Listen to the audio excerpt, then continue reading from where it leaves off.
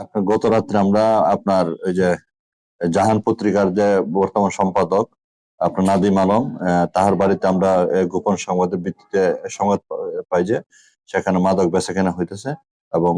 অবৈধ আর্মস আছে। এই সংবাদের ভিত্তিতে আমরা ঊর্ধ্বতন কর্তৃপক্ষকে জানাই ওনার বাড়িতে অভিযান পরিচালনা হলে এবং ওই যে নাদিম সহ তার সহযোগী আর 2 জনকে আটক করতে পারি এবং তার হেফাজত হইতে আপনার গুলি, মাদক দ্রব্য এবং আপনার দেশীয় অস্ত্রশস্ত্র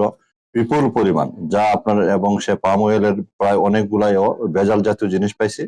এবং তাকে আমরা গ্রেপ্তার করে নিয়ে আসি এবং ওই সমস্ত আলামত আমরা নিয়ে আসছি। এরপর তার বিরুদ্ধে প্রচলিত আইনে মাদক দ্রব্য আইন এবং অস্ত্র আইনে তার বিরুদ্ধে নিয়মিত মামলা হয়েছে।